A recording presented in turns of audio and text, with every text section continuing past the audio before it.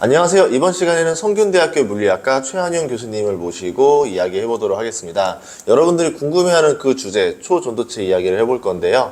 자기소개 간단히 부탁드리겠습니다. 네, 안녕하세요. 성균관대학교 물리학과 교수 최한용입니다.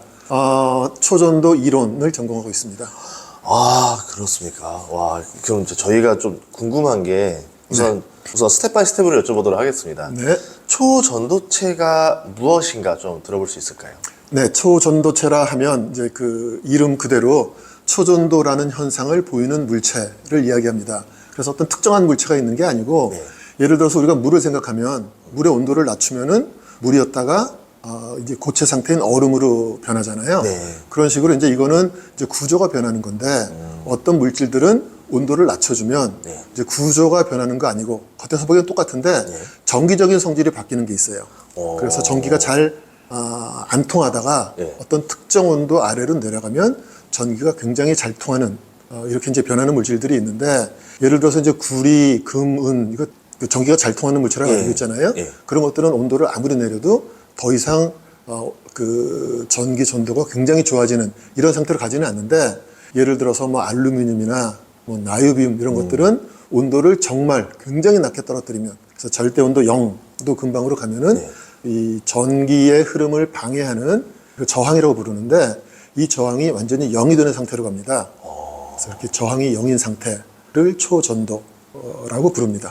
이 저항이 0이 된다라는 게 그게 엄청난 의미인가요? 이게 그렇죠. 근데 이제 조금 더 부연 설명을 드리면 저항이 0만 있는 게 아니고 저항이 0과 동시에 이제 밖에서 자기장이라는 걸 걸어주면 이 자기장에 대해서 물체가 이제 어느 정도 반응을 할 거 아니에요.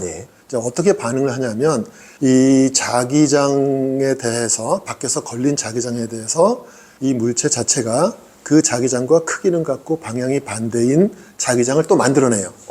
그래서 총 자기장은 그러면 밖에서 걸어준 자기장과 이 물체가 거기에 반응해서 만들어낸 전기장을 더한 게 총 자기장이 되는데 그래서 이 총 자기장이 0이 되는 상태도 같이 만들어집니다. 그래서 초전도체라 함은 아까 말씀드린 이 저항이 0이 되는 상태 그리고 총 자기장이 0이 되는 상태 이 둘을 같이 보여야 되는 겁니다. 그럼 이렇게 됐을 때 우리가 활용이 어디에 될까요? 근데 이제 예를 들어서 저항이 0이 되면 기억하실지 모르겠는데 이제 우리가 이 도선에 전기를 흘려주면 그 전기 때문에 이제 열이 나서 그걸 이제 전열기 사용하고 그렇잖아요. 그러면 이제 그 열이 어떻게 표현이 되냐면 이제 이 흐르는 전류 곱하기 전압이라는 거 있죠. 전압으로 주어지는데 이 전압이 0인 상태가 이 초전도 상태인 겁니다. 그래서 이 전압이 0이 되니까 흐르는 전류에 대해서 열 에너지 손실이 없어요. 그래서 이제 그걸 이용해서 예를 들어서 이제 전기를 보내는 송전을 했을 때 전기에 손실이 없으니까 굉장히 이제 도움이 될 거잖아요. 그래서 이제 그런 식으로도 많이 쓰이고 이제 앞으로 얘기 나올지 모르겠지만 이 걸린 자기장에 대해서 반대 방향으로 스스로 자기장을 만들어내는 이거를 반자성이라고 부르는데 이 반자성을 이용해서 이제 물체를 이렇게 공중으로 띄우고 이런 용도로 활용할 수가 있습니다. 그 예전에 제가 그 93년도 좀 오래된 거에 엑스포 가면 자기부상 열차 이렇게 다녔었거든요. 그렇죠. 바로 이제 그게 이 초전도의 반자성 현상을 이용해서 이 초전도 자기부상 열차를 만들어주는 거죠. 그러면 이게 저는 이제 궁금한 것 중에 하나가 기존에 이미 구리라든가 이런 전선들을 다 쓰고 있는데 초전도체가 나온다 하더라도 비용이 비쌀 거 아니에요, 초기에는. 그래서 좀 대중화하기 좀 어려울 것 같고 조금 부가가치가 높은 분야에서는 적용이 좀 될 것 같은데 그럴 수 있는 분야들이 있을까요? 그래서 이제 지금 사용하는 대표적인 그 응용 분야를 보면은 우리가 이제 병원에 가면은 MRI라는 걸 찍지 않습니까? 이제 MRI를 찍으려면 강한 자기장을 걸어줘야 되는데 이제 강한 자기장을 걸려면은 뭐 이 자석을 만들어야 되는데 자석도 굉장히 커지고 뭐 무겁고 굉장히 불편할 거잖아요. 그래서 이제 그런 거를 이제 뭐 작은 소규모로 만들고 이러기 위해서 초전도를 사용을 합니다. 그래서 아마도 MRI가 지금 당장에는 이 응용이 가장 많이 되는 분야고 이제 그거 외에 이제 특별히 뭐 어떤 연구 분야에서 예를 들어서 양자 컴퓨터라는 게 있는데 네. 이제 양자 컴퓨터를 만들려면은 지금은 우리가 이 반도체를 이용해서 소위 그 비트라는 거를 사용을 해서 그걸로 네. 이제 컴퓨터를 만들잖아요. 네. 그래서 양자 비트를 만들어야 되는데 네. 양자 컴퓨터를 만들려면 그래서 이 양자 비트를 어떻게 만들 것인가.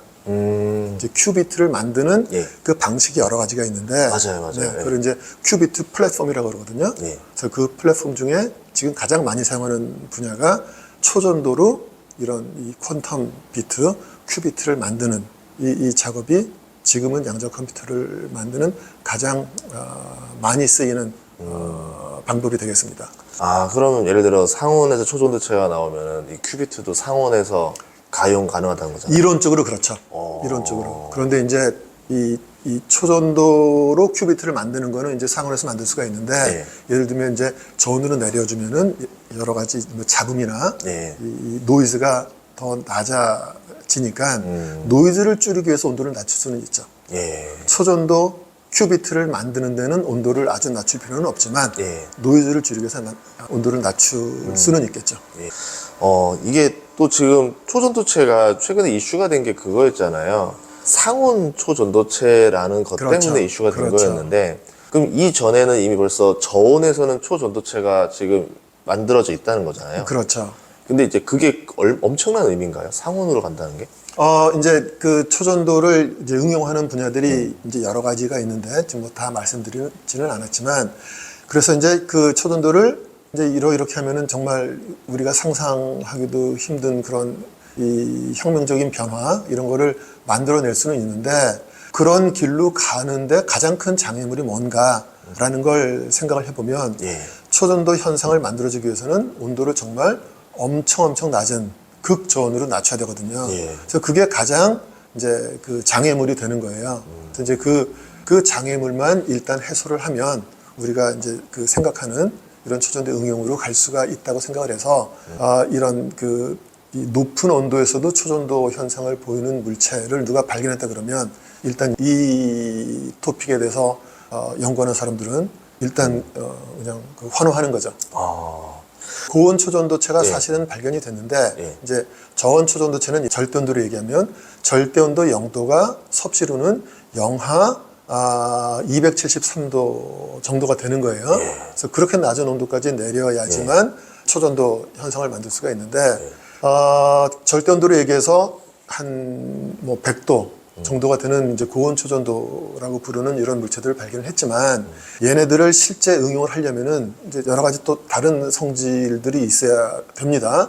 예를 들어서 전류도 많이 흘려줄 수 있어야 되고 네. 그리고 이 우리가 원하는 쉐이프로 만들어주기 위해서 뭐 조작하기도 좋아야 되고 그리고 이거를 만드는데 뭐 그 재료가 너무 비싸거나 뭐 희소 뭐 재료가 들어가거나 이러면은 좀 만들기 힘들 거잖아요. 예. 그래서 TC 자체는 높지만 예. 이제 그런 다른 성질들이 그다지 좋지 않아서 이제 안 쓰는 경우가 많습니다.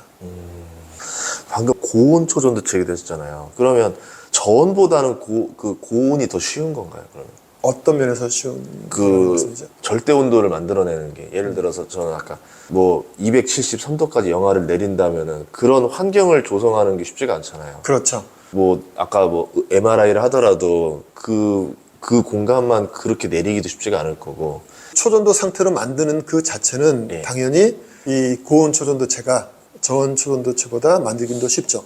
예를 들어서 저온 초전도체는 이제 액체 힐륨이라는 그 물질을 사용해서 온도를 낮춥니다. 예. 그런데 고온 초전도체는 액체 힐륨을 사용할 필요가 없이 액체 질소를 사용하면 낮출 수가 있어요. 근데 액체 질소는 훨씬 더 우리가 쉽게 구할 수 있고 가격도 훨씬 더 싸고 이러니까 굳이 액체 헬륨을 쓰지 않고 액체 질소를 사용해서 초전도를 만들 수 있다. 그러면 이제 당연히 그렇게 가려고 하는 거죠. 예. 근데 이제 그 대신 아까 말씀드린 대로 다른 성질들도 좋아야 되는데 예. 이제 다른 성질들이 나쁘면 예를 들어서 뭐 조금 구리려고 그랬더니 부러진다. 이러면 이제 그걸로 뭐 만들기 힘들잖아요. 그래서 이제 그런 성질들까지 좋은 경우에는 이제 고온 초전도체를 당연히 사용을 하는 거죠. 알겠습니다. 이번에 그 LK99에서 그 초전도체가 아니다라는 그런 얘기 나왔는데 그게 왜 아닌지 좀 알 수 있을까요? 네. 일단 그냥 가장 간단한 설명은 예. 그 우리가 이 학술 잡지들이 있는데 그 중에 이제 가장 그 유명한 가장 권위 있는 잡지 중에 하나가 네이처라는 잡지잖아요. 네. 그래서 네이처에서 8월 말쯤 해서 지금까지 LK99에 대한 그 이후의 연구들을 다 종합을 해서 결과를 발표를 했습니다. 네. 그래서 여러 가지 결과를 봤더니 초전도체가 아니다라고 발표를 했어요. 그래서 이제 그게 가장 큰 종지부를 찍은 건데, 그럼 구체적으로 어떤 것 때문에 고온 초전도체가 아니라고 판단을 했나 하면, 잠깐 말씀드린 대로 초전도라고 얘기하려면 두 가지 성질을 보여야 됩니다. 하나는 저항이 0으로 가야 되고, 여기서 0이라 하면 그 아무리 잘 측정해도 0이라는 거예요. 대충 0이 아니고 정말 0이 나와야 되는 거고, 완전 반자성 현상을 보여야 돼요. 그래서 밖에서 걸어준 자기장을 완전히 상쇄시키는 자기장을 스스로 만들어내서 총 자기장이 0이 되는 상태. 그걸 이제 완전 반자성차라고 부르는데, 그래서 이 두 가지 성질을 보여줘야 됩니다. 무조건. 둘 중에 한 가지만 보이는 그런 거 없어요. 둘 다 보여야 되는 건데, 이 둘 다 보이지 못했습니다. 7월 22일에 이 LK99라는 물질에 대해서 이제 상온, 상압, 초전도체다라고 주장을 하면서 이제 논문 2개를 올렸는데, 그래서 그 논문에 나와 있는 실험 데이터를 갖고서 판단을 해야 되는 거잖아요. 그래서 그 데이터를 보면 저항도 이분들이 주장한 400켈빈 근방에서 갑자기 저항이 떨어지는 건 맞지만 떨어진 다음에 이 저항이 0이 돼야 되는데 0이 되지 않았습니다. 아, 그 0에 가까운 상태이긴 한 거예요? 저항이 많이 떨어지긴 했어요. 뭐 1000배인가 뭐 이렇게 떨어지긴 했는데 여전히 0이 아니라서 그 이하 온도에서도 온도를 낮추면은 조금씩 변해요. 뭐 0이면 변할 수가 없잖아요. 0인데. 그쵸. 그래서 이제 조금 변하니까 이건 뭐 이 완전 도체 상태가 아니다. 즉, 그 저항이 0의 상태가 아니다라는 거고, 또 완전 반자성체가 되면은 자기 부상처럼 이렇게 완전히 떠 있어야 되는데, 이분들의 샘플은 이렇게 반만 완전히 떠 뜨더라고요. 있는 게 아니고 한쪽은 다 있고 뭐 이런 상태였잖아요. 그래서 이제 그 두 가지 성질 다 만족하지 못하는 결과를 갖고서 이제 주장을 한 거였고, 그거를 이제 나중에 네이처지에서 이렇게 표현할 수 있을지 모르겠지만, 이제 그 학문적으로는 종지부를 찍은 것 같다라고 말씀드릴 수 있겠습니다. 그러면 이게 저희 궁금한 게 0에 가깝고 반자성에 가깝다라고 되는 성질이 나오면 이거를 써먹을 데가 없어요. 뭐 도움은 되겠죠. 물론 이제 저항이 작으니까 아까 말씀드린 대로 전기를 흘려줬을 때 이제 열 손실이 줄어들긴 줄어들겠죠. 그리고 이제 반자성이 있으면 어쨌든 이제 그 부상을 하기는 하는데, 아무래도 초전도체가 보이는 완전히 저항이 0, 또 완전한 반자성보다는 덜 좋은 거죠. 그리고 그런 성질을 보이는, 초전도는 아니지만 초전도에 가까운 성질을 보이는 물체, 이런 거는 사실 존재하지 않습니다. 그러니까 아예 초전도체가 되든지 안 되든지 이런 거지, 어정쩡하게 그 근방에 가 있는 물체, 뭐 이런 거는 우리들이 아는 게 없어요. 이제 그런 개념들이 아닌 거네요. 네네. 되면 되는 거고, 초전도체가 되면 되는 거고, 아니면 이제 보통 우리가 얘기하는 그냥 도체, 이런 거죠. 도체인 거고. 네네.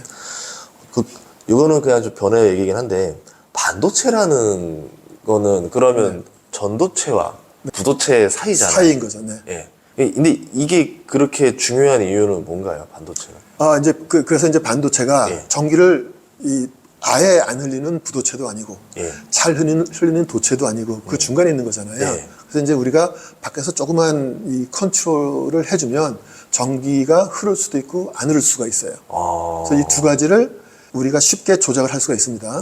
만약에 도체라 그러면 내가 아무리 조작을 해봤자 전기는 그냥 계속 흐르는 거고, 부도체는 내가 조작을 하려고 해도 전기가 그냥 안 흐르는 건데, 반도체는 전기가 흐르는 상태와 흐르지 않는 상태를 우리가 쉽게 컨트롤해 줄 수가 있어요. 이제 두 가지 상태가 가능한 거잖아요. 내가 조작을 함에 따라서. 그래서 이 두 가지 상태를 이제 이 소위 한 상태를 우리가 0이라고 부르고, 다른 상태를 1이라고 부르면 이제 이진법으로 어떤 상태를 나타낼 수 있는 거잖아요. 그래서 이렇게 0과 2를 나타낼 수 있는 이 단위 하나를 이제 우리가 비트라고 부르잖아요. 그래서 이 비트를 이용을 해서 여러 가지 정보를 저장하고 정보를 프로세스하고 이제 이러는 게 사실 그 현대 문명의 이제 근간을 제공하는 게 된 거죠. 이 반도체가 어떻게 보면 인류 역사에 많은 걸 바꿔놓게 됐잖아요. 저는 또 궁금했던 게 초전도체가 이 반도체에 들어가서 할 수 있는 역할이 좀 있지 않을까 좀 궁금했었는데 네. 어떤 성능 향상이 나올 수 있을까요? 그 성능 향상이라는 것보다도요. 예. 그러니까 이제 반도체는 사실 한 1950년대쯤에 이제 처음 발견이 됐습니다. 뭐 네. 발견이라 그래야 될지 발명이라 그래야 될지. 그래서 처음에는 이제 진공관 형태로 나왔었는데 예. 이거를 나중에 사람들이 이거를 이제 반도체라는 이 물질로 이 진공관의 역할을 대체하면서 훨씬 더 부피도 작고 훨씬 더 값싼 가격에 뭐 이런 식으로 만들 수가 있었잖아요. 예. 그래서 그 다음부터는 이제 우리가 이 반도체라는 걸 처음 발견했을 때 정말 생각할 수도 없었을 만큼 엄청난 변화와 혁명을 만들어낸 거잖아요. 네.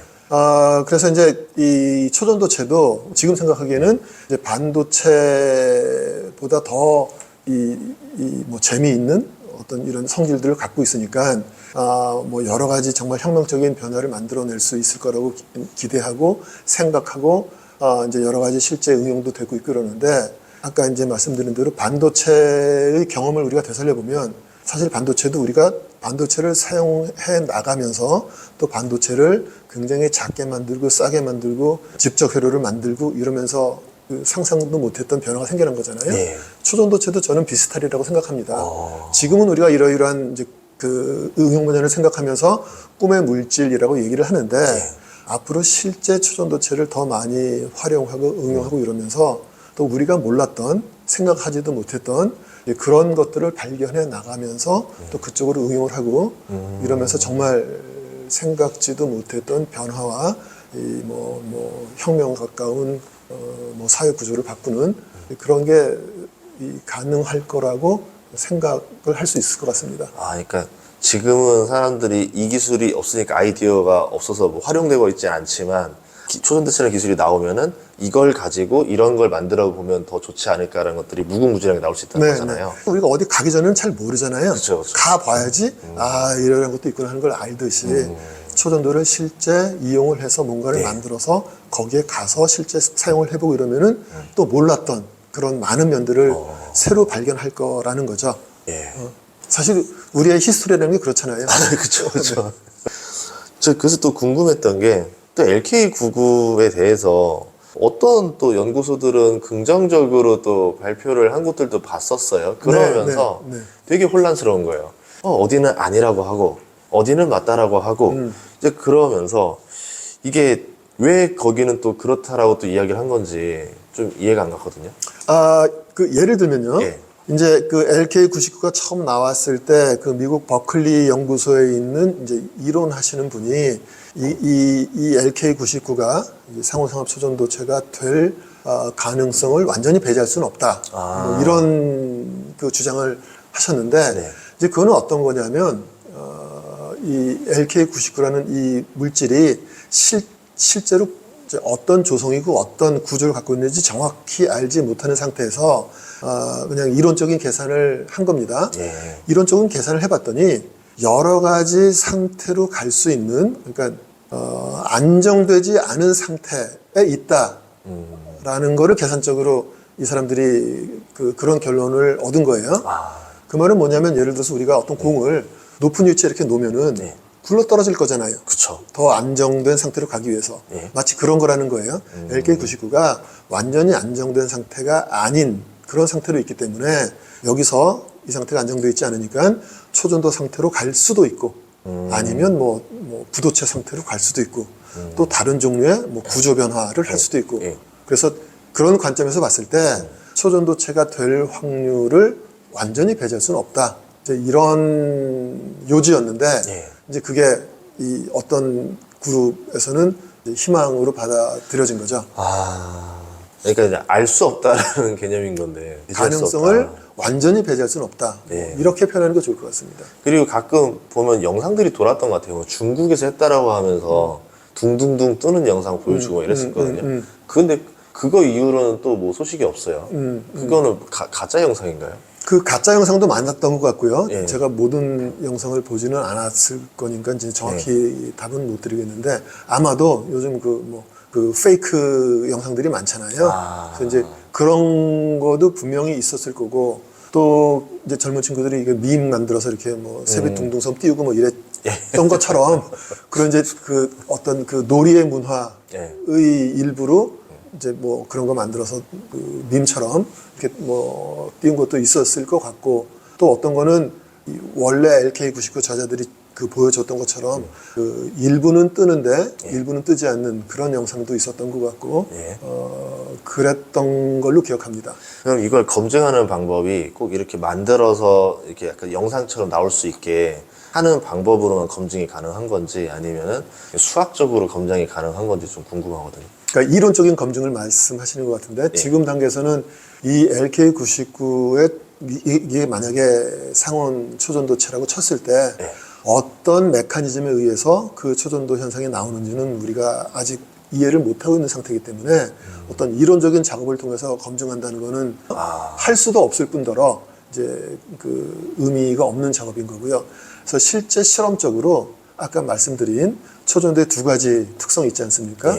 완전한 도체, 완전한 반자성체, 이 두 가지가 실제로 나오는지 하는 거를 실험적으로 확인을 해야 되는 거죠. 그래서 가장 간단한 방법은 이 원 저자들께서 주장했던 그 샘플을 제공을 해주면 그거 갖고서 이 두 가지 측정하는 거는 뭐 시간도 별로 안 걸리고 어려운 작업도 아니거든요. 그래서 이제 그게 가장 간단한 작업인데, 이제 그 물질을 뭐 여러 가지 이유 때문에 제공을 해주지 않으시니까 이제 그 다음으로 할 수 있는 거는 그 원 저자들이 이 논문에 이 LK99를 어떻게 만드는지 하는 그 레시피를 그 적어줬어요. 그래서 이제 거기에 따라서 물질을 만들어서 그 물질을 갖고서 이제 측정을 하는 방법인데, 사실 이 방법으로 우리나라도 그렇지만 뭐 독일이나 뭐 일본이나 중국이나 이런 데서 LK99라고 생각되는 그 물질을 만들어서 이런 측정을 했습니다.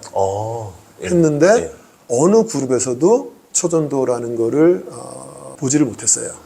아까 말씀드린 그 두 가지 성질이 나오지를 않았습니다. 어느 그룹에서도.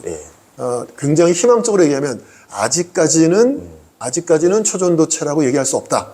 이렇게 얘기하면 가장 희망적인 거고, 이 많은 그룹에서 많은 실험을 해봤는데 아직도 안 나오는 거 보니까 초전도체가 아니다 라고 얘기할 수도 있는 거고, 근데 네이처는 이런 거를 다 종합해서 초전도체가 아니다 라고 판단을 했습니다.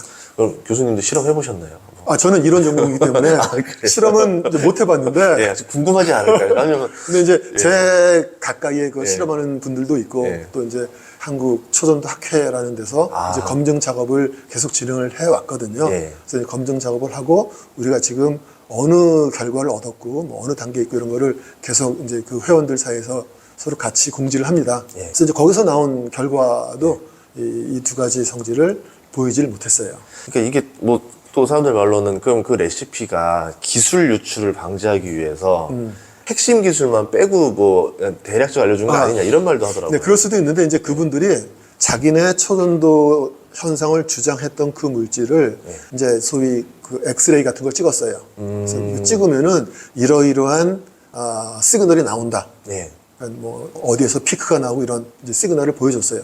그리고 이 조성비가 어떻게 된다.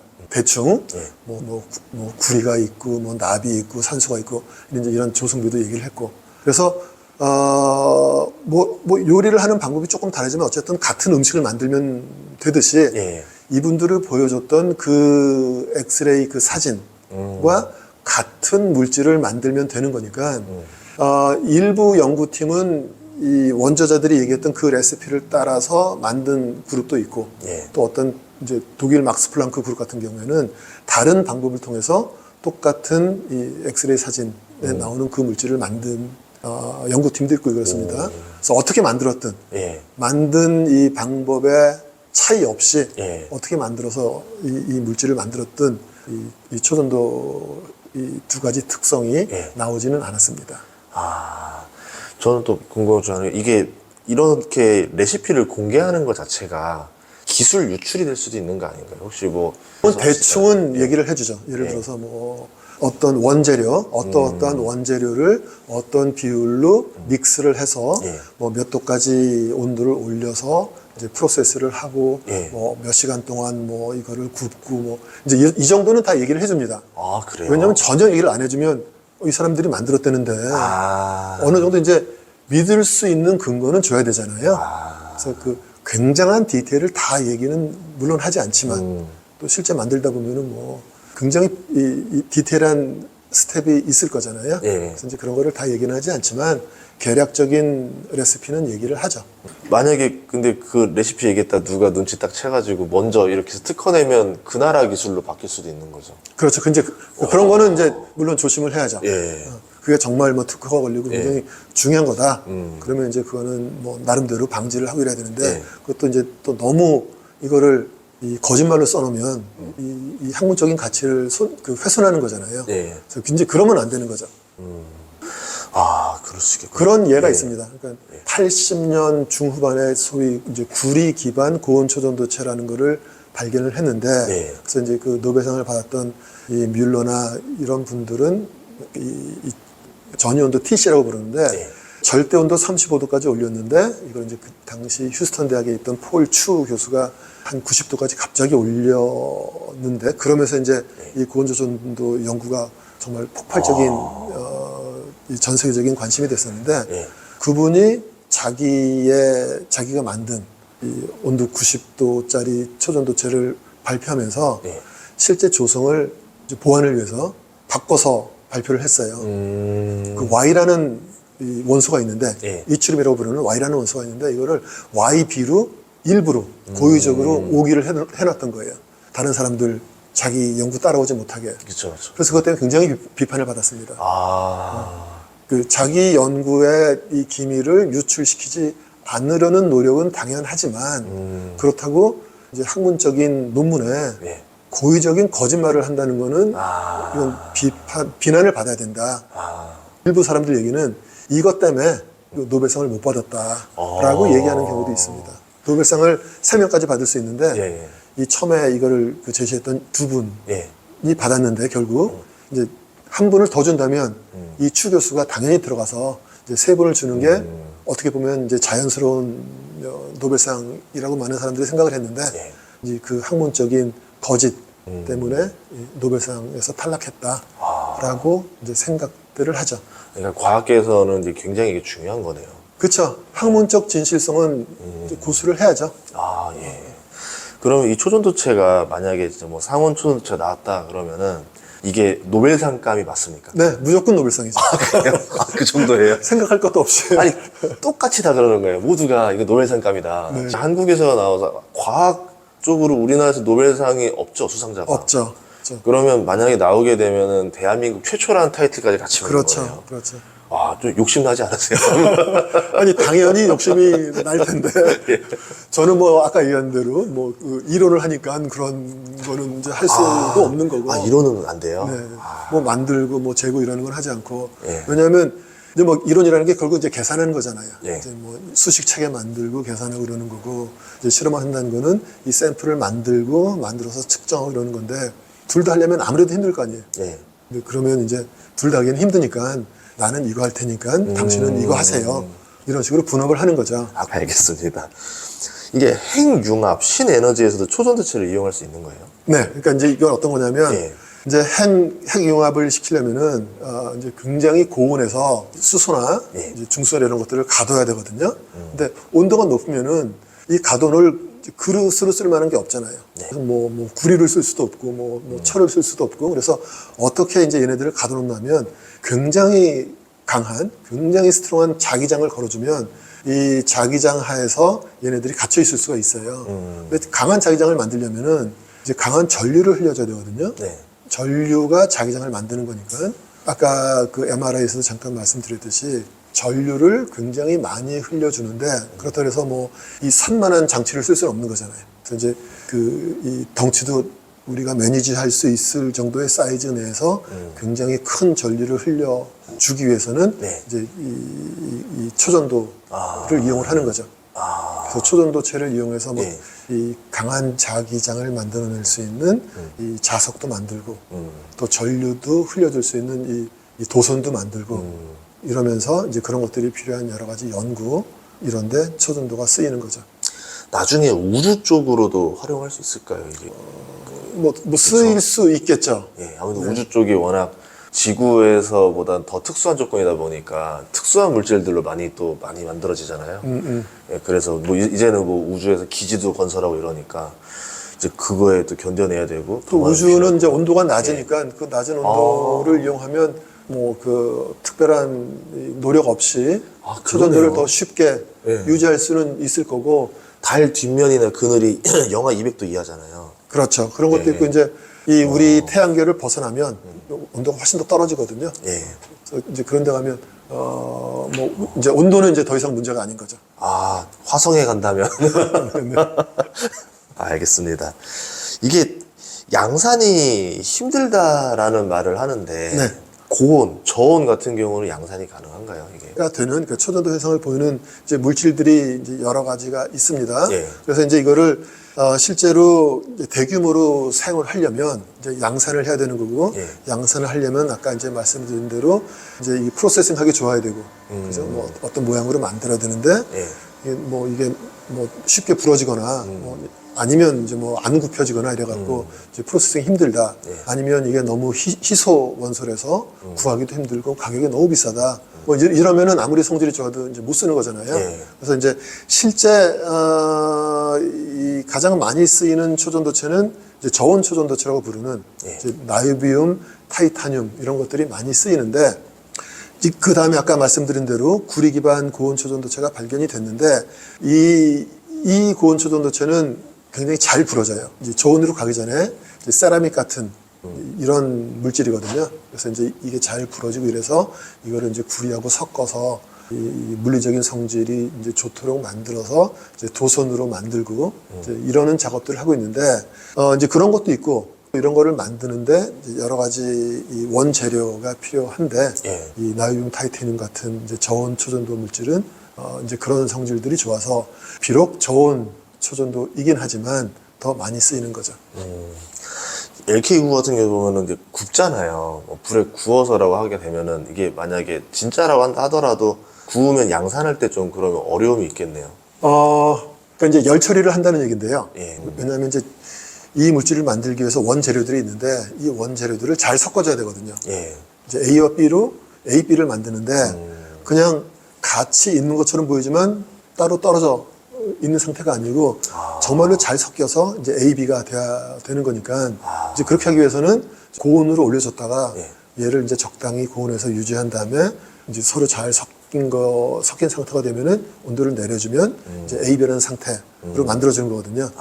그래서 이제 많은 경우에 이런 열 처리를 합니다. 예. 이제 잘 섞어주기 위해서. 예. 근데 이제 이거를 양산 과정에서는 뭐 아까 말씀드린 대로 제가 실제 이런 거를 뭐 만들고 실험하고 하는 거는 하지 않는 이제 그 이론을 전공하는 입장이라서 정확히는 잘 모르겠지만 이 열 처리 자체는 뭐 많이들 하는 거니까 그것 때문에 뭐 양산에 문제가 되고 그러지는 않을 것 같고 예. 아마도 아까 말씀드린 대로 뭐 이 가격면이나 어떤 그 프로세싱에 따르는 뭐 물리적인 성질이나 이제 이런 것 때문에 양산에 어려움이 있다면 있지 않을까라고 생각이 듭니다. 또 이게 만약에 지금 뭐 좀 초전도체들이 양산이 돼서 비용이 낮아진다 하더라도 예를 들어서 구리 전선을 대체하려면 그만큼 비용 떨어뜨리기 쉽지가 않겠죠, 아직까지. 이제 비용적인 면도 있고 그 초전도 도선의 가장 큰 장점은 이 전기 손실이 없다는 거거든요. 예. 근데 지금 우리나라도 이제 발전소에서 실제 전기가 쓰이는 뭐 공장이나 가정이나 이런 데를 보내려면 이제 송전을 해야 되는데 예. 뭐 거의 한 5% 정도를 이제 송전 과정에서 손실을 한다 그래요. 예. 이제 그거 돈으로 따지면 뭐 몇 조가 된다 그러는데 예. 이제 우리나라 그렇고 미국은 훨씬 더 스케일이 클 거 아니에요. 그쵸, 그쵸. 거기는 이제 땅도 넓고 이러니까 더 많이 송전 과정에서 잃어버리고 그러면 뭐 거기는 뭐 몇십 조를 이렇게 이제 이 손실을 하는 건데 이거를 이제 초전도 케이블로 다 바꿔서 사용을 한다. 예. 그러면 초전도는 이론적으로 이 전기 손실이 0이에요. 예. 그런데 모든 케이블을 다 초전도로 만들 수는 없을 거고 초전도를 만들어서 뭐 실제 가정으로 들어가는 그 끝 라인에서는 이제 뭐 구리나 이런 걸로 바꿔야 될 거잖아요. 예. 이제 이러는 과정에서 손실이 조금 있기는 있겠지만 이제 뭐 거의 많은 손실은 다 줄일 수가 있는 거죠.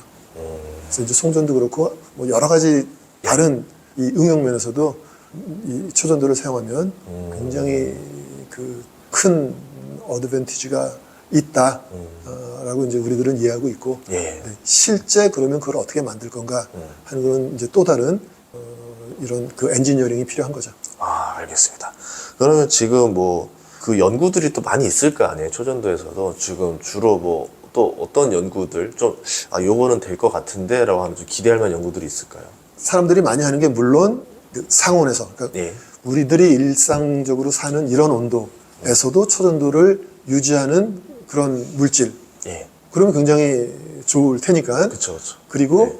그 일부 초전도체는 이제 굉장히 높은 온도에서 초전도 현상을 보이지만 대신 굉장히 강한 압력을 가해줘야 돼요. 그래서 이제 그거를 이제 고압, 그 우리들이 일상생활하는 이 상압에 비해서 뭐 100만 배 정도 높은 압력을 가해줘야지 또 초전도를 보이는 이런 것들도 있거든요. 예. 그래서 이제 그것도 굉장히 힘들잖아요. 그쵸. 이 압력 가해준다는 게. 예. 그래서 이 상압 초전도체를 이제 누구나 특히 이제 뭐 이런 물질 합성하고 이러는 분들은 누구나 생각을 하실 거고 마음속으로는 다 갖고 있는 토픽일 거고요. 네. 이제 그거 외에 이제 조금 더 구체적인 토픽들이 있죠. 예를 들면 아까 말씀드린 그 80년대 후반에 발견됐다는 고온 초전도체가 고온 초전도 현상을 보이는데 뭐 때문에 어떤 이유 때문에 그 고온 초전도 현상을 보이는지를 아직 이해를 못 하고 있어요. 그 이론적인 그 백그라운드가 아직은 없는 거예요. 그 이제 이론적인 이해가 돼 있어야지 예를 들면 이러이러한 팩터가 이 물질의 이 온도, T시라고 부르는데 네. 이 온도를 결정한다라는 걸 이해를 해야지 그렇다면 이러이러한 거를 계산하면은 이 온도를 더 높일 수 있겠구나 하는 걸 이해를 하고 그 방향으로 갈 거잖아요. 예. 그래서 그런 측면에서 봤을 때 이 초전도 현상을 이해하는 그 이론이 굉장히 중요한데 아직까지 이제 그 이론을 우리가 모르는 거고요. 저온 초전도의 경우에는 그 이론이 있습니다. 그래서 그게 1957년에 이 바딘, 쿠버, 슈리퍼 이 세 분의 물리학자가 이제 그 발표한 그래서 이분들의 이름의 첫 자를 따서 BCS 이론이라고 부르는 그런 이론이 있는데 네. 이제 그 이론은 뭐 굉장히 성공적인 이론이었고 이 고온 초전도가 나오기 전에는 이제 그걸로 다 초전도를 이해하고 설명하고 예측할 수 있다고 생각을 했었는데 예. 이제 지금 고온 초전도체는 이제 그런 이론을 우리가 아직까지 발견을 못한 상태고요. 그래서 그 지금 우리가 발견한 이 고온 초전도체가 어떤 메커니즘 때문에 이런 현상을 보이는가 하는 거는 이제 이론하는 분들이라 그러면 네. 다들 관심이 있고 거기에 대해서 연구하려고 하고 예. 이제 그러고 있죠. 그러니까 그 어떻게 보면 요리로 치면은 이런 재료를 넣으면 환상의 맛이 나는데 이 이유는 모르겠다. 지금 그런 상황인 거잖아요. 네, 네, 근데 이게 어떻게 시간이 지나면 또 밝혀지지 않을까요? 밝혀지겠죠. 예. 밝혀질 텐데 이제 얼마나 시간이 걸릴지.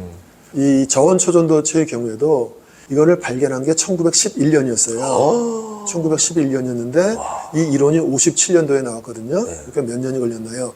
46년이 걸린 거잖아요. 네. 이제 거의 50년이 걸렸는데 이 고온 초전도체도 86년에 발견이 됐으니까 50년 따지면은 뭐 앞으로도 한 10몇 년 더 남았네요. 예. 아니 지금 1911년이라고 하니까 좀 우리나라 역사를 생각해 봤을 때 네네. 그때면은 아직까지 조선시대 아니에요. 이제 그쵸. 예. 그 한일 합방된 바로 그 다음에죠. 예, 그러니까 그 시절에 서구는 벌써 그런 실험을 하고 있었다는 것 자체가 너무 네네. 예, 놀랍네요. 서구는 1800년대도 그런 실험을 하고 있었습니다. 근데 어떻게 보면 대한민국의 나라가 어떻게 보면 과학이나 이런 시작이 늦게 시작은 했지만 지금 서구권에 비해서 그래도 많이 따라온 상태 아닌가요? 많이 따라갔죠. 예, 그럼 이제 조금만 더 있으면 이제 역전을 하게 되고 그러면 예. 좋겠지만 이제 여러 가지 또 한국 사회에 문제가 있잖아요. 예, 예를 들어서 뭐 인구 절벽 이런 얘기들을 하는데 그러면은 이런 이 학문적인 연구나 이런 것도 사실 이제 연구하는 사람들이 자기 돈 갖고 연구할 수는 없는 거잖아요. 그러면은 이 사회의 서포트가 필요한 건데 예. 사회 서포트라는 게 결국은 그 나라가 얼마나 이제 부강한가 그 나라에 돈이 있어야지 돈을 갖고서 서포트를 하고 이제 그 서포트를 바탕으로 연구를 하는 건데 이제 한국이 지금처럼 경제적으로 뭐 활발하고 이러면은 계속 이제 그런 식으로 이제 연구도 하고 앞으로 나갈 수가 있겠지만 갑자기 인구 절벽 때문에 뭐 여러 가지 어려워진다. 그러면은 이제 연구 열심히 할 그런 여유가 없을 수도 있는 거죠. 저는 저 공감하는 게 저희 집도 연구원 집이다 보니까 그 모 회사가 있어요. 저희 다니는 그 연구 인력이 경쟁사 대비 10배가 더 많아요. 똑같은 사업을 하는데 여기는 연구원이 한 3,000명 되고 경쟁사 한 300명밖에 안 되고 근데 결국 나중에 시간이 지나서 왜 그렇게 하나 봤더니 결국 이 회사가 사고를 치더라고요. 연구원이 많으니까 결국 이제 뭐 2차 전지 이런 걸로 해서 엄청 커졌잖아요. 그런 거 보면서 이게 연구원들이 충분히 연구할 수 있는 환경을 조성해주면 당장은 이게 뭐 돈으로 계산할 수 없겠지만 언젠가 시간이 지나면 결국 이게 다 대한민국의 이득으로 거기에 투자한 사람들의 이득으로 되는 걸 보면서 저는 투자할 때 그 연구원이 얼마나 많은 회사인가를 많이 보거든요. 전 마지막 질문으로 한국에서 노벨상이 안 나온 이유가 뭘까요? 과학 쪽에서. 과학 쪽에서 노벨상이 안 나오는 이유. 예, 저는 정말 좀 개인적으로 저는 좀 나왔으면 좋겠거든요. 네. 뭐 사실 누구나 그런 마음을 갖고 있죠. 옛날에는 올림픽 금메달을 못 따갖고 처음 올림픽 금메달 땄을 때가 언제였죠? 그 기억이 가물가물한데 그때는 정말 올림픽 금메달 하나 따면은 전 국민이 뭐 환호하고 이럴 준비가 돼 있었던 때가 있었는데 그러다가 이제 금메달 따니까 뭐 열광하고 그 다음부터는 뭐 금메달 따도 땄구나 이제 이렇게 된 거잖아요. 그쵸. 이제 그냥 이렇게 얘기하면 이제 무책임한 얘기인데 그냥 시간 흐름이 우리나라 이제 이제 국력 신장하고 우리나라가 점점 더 여러 가지 이제 투자를 하고 일어날 일은 시간만 충분히 흐르면 일어나잖아요. 이제 우리가 아까 얘기한 대로 스포츠에서 그런 현상이 일어났다는 거 이미 알고 있고. 그래서 그냥 무책임하게 얘기하면 이제 사이언스나 이 학문 쪽도 우리 사회가 그 분야에 충분히 투자하고 또 많은 이제 젊고 이제 브라이트한 친구들이 그 분야로 가서 연구 열심히 하고 이러다 보면 당연히 노벨상 타겠죠. 근데 이제 지금 당장 이제 노벨상을 한 사람도 못 탔으니까 가까운 일본만 해도 몇 명이 탔나요? 10명 이상, 그죠? 노벨상, 사이언스 분야에서 이렇게 타고 이랬는데, 일본에서 그렇게 타는데 한국은 뭐 하느냐, 이제 이런 마음이 있을 수밖에 없는데, 시간 지나면 이제 당연히 자연스럽게 이제 나올 거고, 노벨상은 아니지만 수학 분야의 노벨상이라고 얘기하는 이 필드 메달, 이거를 작년에 맞아요. 최근에 나왔었죠. 한국 허준이라는 분이 받았잖아요. 사실 이제 수학을 하시는 분들은 어느 정도 이제 그런 일이 있으리라고 예상은 하셨다 그러는데 수학 바뀌는 사람은 전혀 몰랐잖아요. 그쵸. 갑자기 필드 메달 받았다니까 사실 저도 놀랐어요. 근데 그런 식으로 그냥 꾸준히 지원하고 옆에서 이제 묵묵히 바라봐주고 이러면은 자기 하고 싶은 일 이제 열심히 하다가 그냥 받게 될 겁니다. 돈도 내가 돈 따라간다고 돈 버는 것도 아니고 노벨상도 마찬가지라고 생각합니다. 그러니까 충분히 연구할 수 있는 환경 잘 조성해주고 이제 어쨌든 마음껏 할 수 있는 재량을 많이 주면 이게 잘 뻗어나갈 수 있다. 어떻게 보면 이번에 초전도체 이슈가 이제 어떻게 보면 이것도 기초과학에 대한 관심으로 이어질 수 있잖아요. 그렇죠. 오늘 덕분에 저희 초전도체에 대해서 많은 걸 좀 배우게 됐고 그동안 궁금했던 것들 제가 좀 여쭤봤는데 속 시원하게 대답해 주셔서 감사합니다. 네, 감사합니다. 오늘 고맙습니다. 네.